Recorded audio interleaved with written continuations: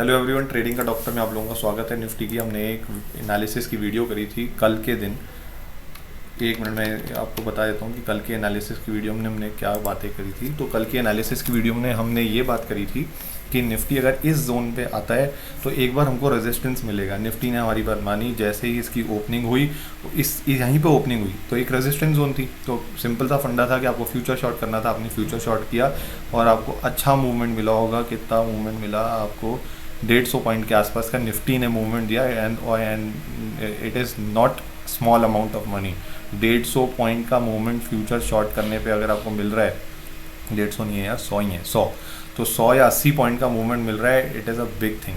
ठीक है, फ्यूचर में तो यहाँ पे आपको 80 पॉइंट मिला है और उसके बाद में यहाँ पे एक इसने बुलिश कैंडल दी और उसके बाद में निफ्टी ने पॉज लेके ये क्लियर कर दिया कि नहीं, अब आज के दिन तो उसको ऊपर ही जाना है।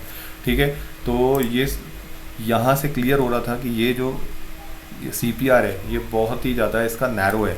तो नैरो CPR ने पहले इंडिकेशन दे दिया था कि आज का दिन तो ट्रेंडिंग होने ही वाला है और इस रिवर्सल पे अगर ये हाई टूटते ही आपने बाय किया होता तो ज़िंदगी के मज़े ले लिए होते।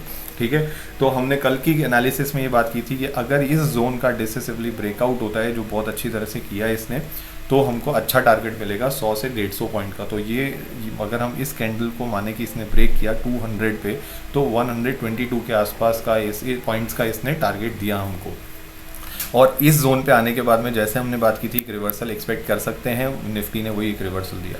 अब देखना ये है कि कल का ट्रेडिंग कैसा होता है। तो अगर निफ्टी ने फ्लैटिश ओपनिंग किया तो ये जो दो जोन्स रहेंगी, निफ्टी प्रॉब्ली इनके बीच में फंस सकता है।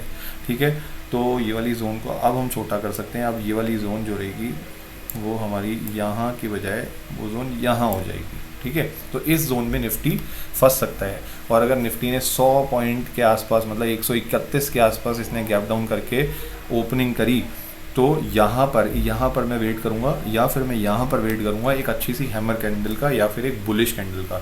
जैसे ही यहाँ पे एक पॉजिटिव कैंडल मिलती है तो मैं यहाँ पे लॉन्ग होने का प्लान कर सकता हूँ, depending upon how the CPR is reacting और how the CPR has generated. Okay, तो अब मुझे ये दो चीज़ें देखनी है। और फिर अगर गैप अप होता है तो ये वीकली पिवट है।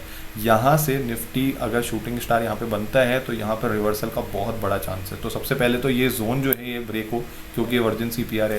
तो एक बार तो ये टेस्ट हो गई है, दूसरी बार अगर ये टेस्ट होती है और ब्रेक हो जाती है तो ये हमको इतना टारगेट दे सकती है इस रेंज का 450 तक का। और अगर ये ब्रेक नहीं होती है तो ये रिवर्सल करके, मुझे तो यही लग रहा है कि कल के दिन ये ऐसे ही कंसोलिडेट होने वाला है और जो जोन्स जो आपको लेवल्स दिए हैं वो इन लेवल के बीच में ही निफ्टी ऊपर नीचे करेगा। तो my suggestion is again trade in stocks in enjoy life. ठीक है, तो और अगर आपको लाइव ट्रेडिंग करनी है तो आप मेरे टेलीग्राम चैनल में जुड़ सकते हैं, डिस्क्रिप्शन में उसका लिंक दे दिया है। Please subscribe this channel and keep watching. Thank you.